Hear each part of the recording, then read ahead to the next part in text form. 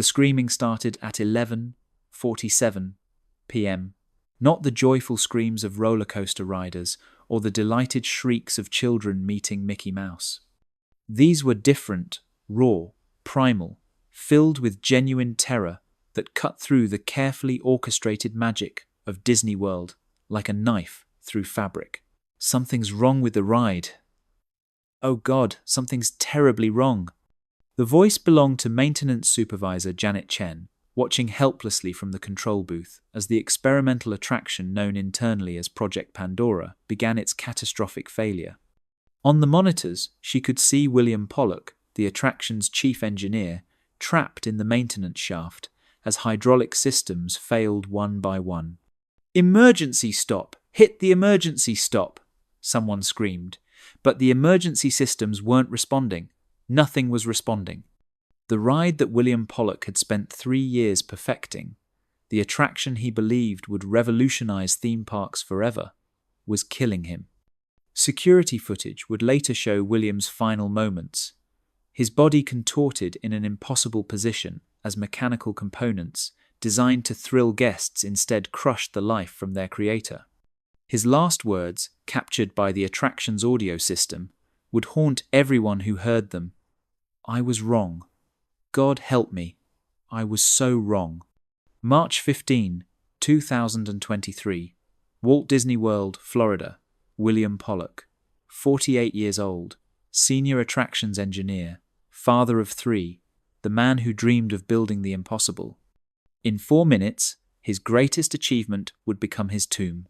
This is the story Disney never wanted you to hear, a tale of ambition, corporate pressure, and what happens when the pursuit of magic ignores the laws of physics and common sense. William Pollock wasn't just an engineer at Disney World. He was a legend among Imagineers, the creative minds who transform steel and concrete into experiences that define childhoods and create lifelong memories. For 22 years, William had been instrumental in designing and maintaining some of the park's most beloved attractions. But being good wasn't enough for William. He wanted to be revolutionary. Will didn't just want to build rides, recalled former colleague Marcus Torres. He wanted to build experiences that would fundamentally change how people thought about theme park attractions. He'd say things like, "Walt Disney dared to dream the impossible, why shouldn't we?" William joined Disney in 2001, fresh from MIT, with dual degrees in mechanical engineering and computer science. His early projects were modest refurbishing classic attractions, implementing new safety systems, optimizing ride capacity. But by 2010, he'd caught the attention of Disney's executive leadership with his proposal for dynamic narrative attractions rides that would adapt in real time to guest reactions, creating unique experiences for every rider. His colleagues described him as brilliant, but increasingly obsessive. "William worked 80-hour weeks minimum," said Sarah Mitchell, a former Disney engineer. "He'd sleep in his office, survive on energy drinks and vending machine food. His wife barely saw him. His kids grew up without him. The job wasn't just his life, it had consumed his life." The transformation from dedicated employee to dangerous obsessive happened gradually. In 2018, William received a company award for innovation after designing a new loading system that increased ride efficiency by 34%. The recognition fed his hunger for greater achievements. He began proposing increasingly radical concepts, rides that would use untested technologies, attractions that pushed the boundaries of physics and safety. "The warning signs were there," admitted Dr. James Harrison, a former Disney safety consultant. William had stopped seeing rides as entertainment. To him, they were proving grounds for his genius. He'd argue with safety inspectors, dismiss concerns as thinking too small. He genuinely believed that engineering brilliance could overcome any risk. By 2020, William had assembled a small team of like-minded engineers who shared his vision of revolutionary attractions. They worked on unauthorized projects after hours, using Disney resources to prototype concepts that hadn't been approved through proper channels. Management knew but looked the other way. Williams' official projects were still successful, still profitable. The pandemic shutdown of 2020-2021 only intensified Williams' obsession. While the parks were closed, he had unprecedented access to attractions and workshops. He spent those months not with his family, but deep in the bowels of Disney World, working on what he called his masterpiece, Project Pandora. He showed me the early designs, recalled Janet Chen. It was brilliant and terrifying in equal measure. A ride that would combine physical sets with augmented reality, that would actually transform around riders in real time. Walls would move, floors would shift, entire rooms would reconfigure. I asked him about safety redundancies. He just smiled and said, "Janet, you can't make history by playing it safe."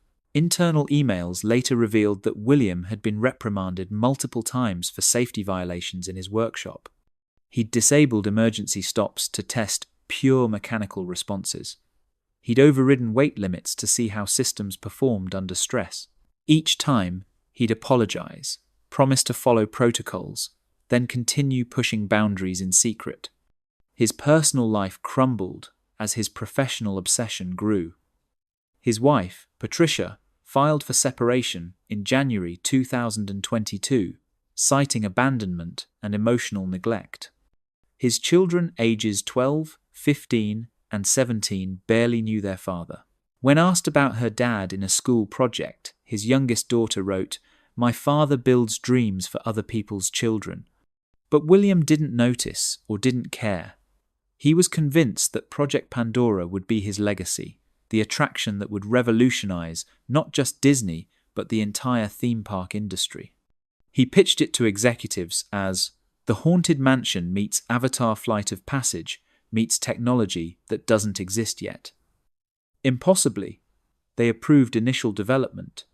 The executives were intoxicated by Williams' vision, explained a former Disney board member who requested anonymity.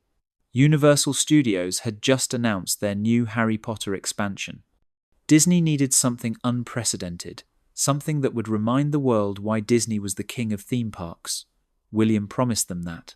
He promised them magic. What William couldn't promise them was safety. And in his hubris, he didn't think he needed to. Project Pandora was never meant to exist. In Disney's official archives, you won't find any mention of it. The attraction that killed William Pollock was so revolutionary, so dangerous, and ultimately so catastrophic that Disney has spent millions ensuring its complete erasure from history.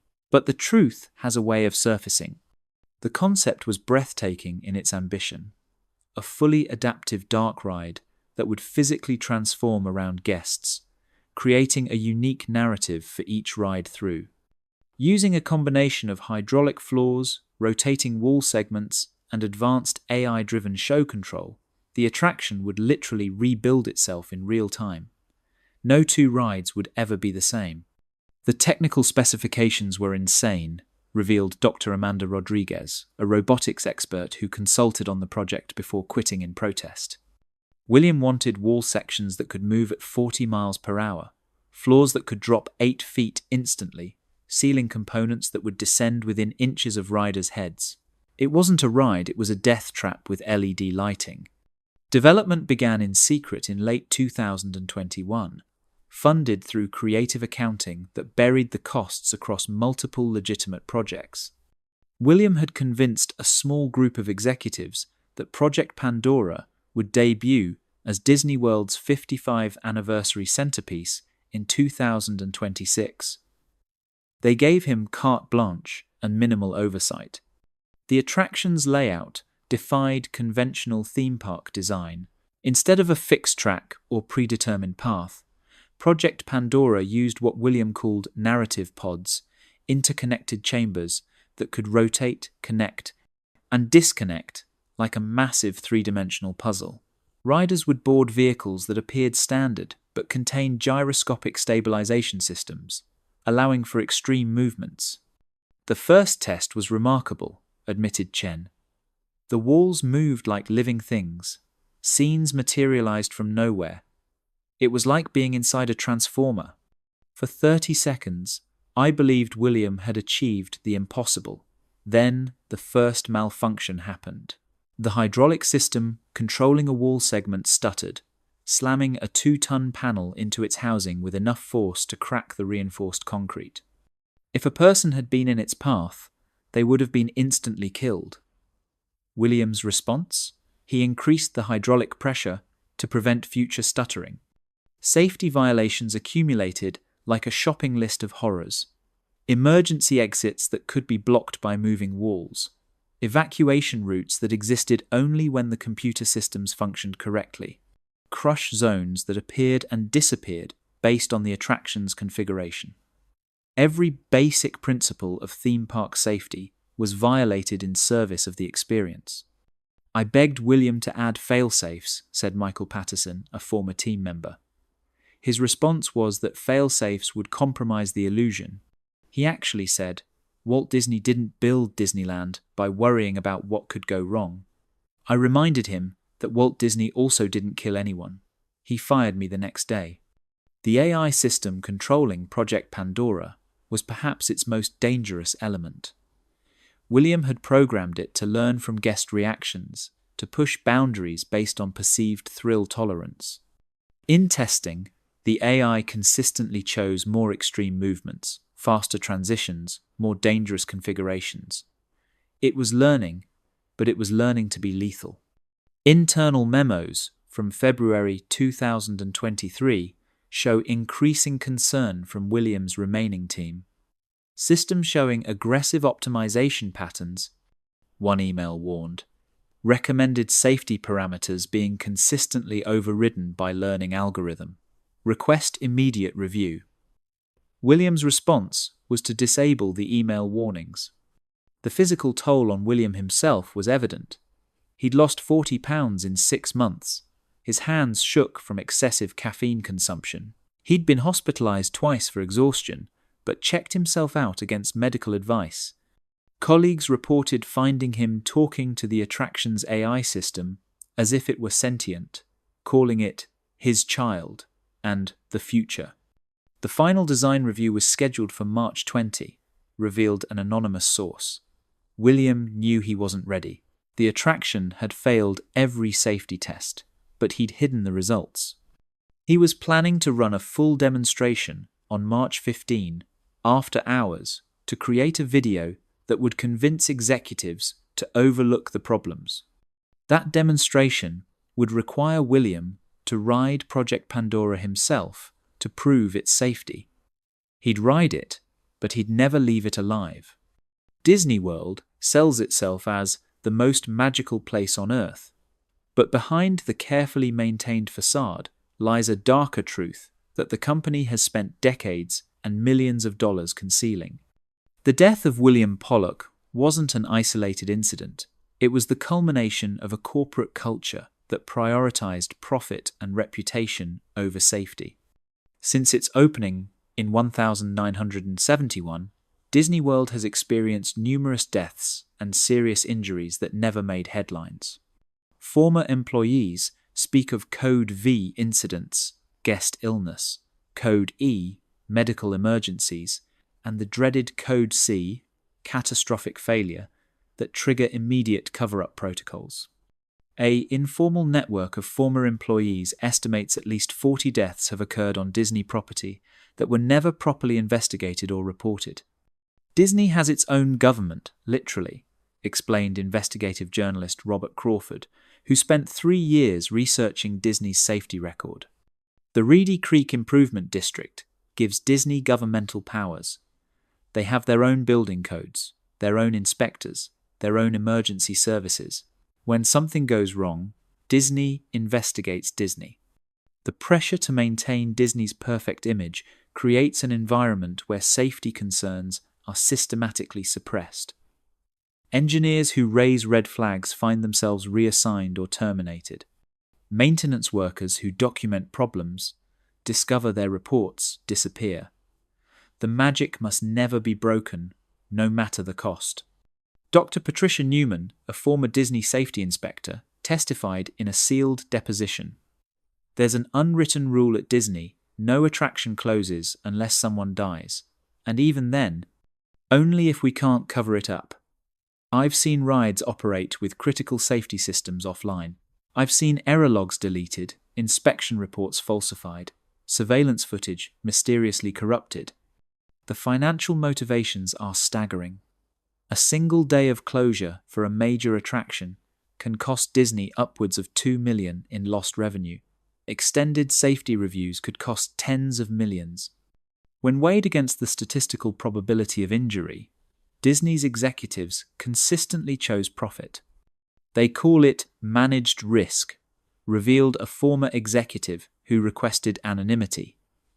Every attraction has an acceptable injury rate calculated by actuaries. As long as injuries stay below that threshold and can be settled quietly, the attraction continues operating. William Pollock knew this system and exploited it for Project Pandora. Whistleblowers who've tried to expose Disney's safety issues face an army of lawyers and unlimited legal resources. Sarah Williams, a former attractions operator, attempted to report chronic safety violations in 2019. She was sued for violating her employment contract, faced criminal charges for theft of proprietary information, and eventually declared bankruptcy fighting Disney's legal team. The culture of silence extends to local authorities. Orange County Sheriff's deputies are trained to defer to Disney security on property. Medical examiners receive generous Disney donations.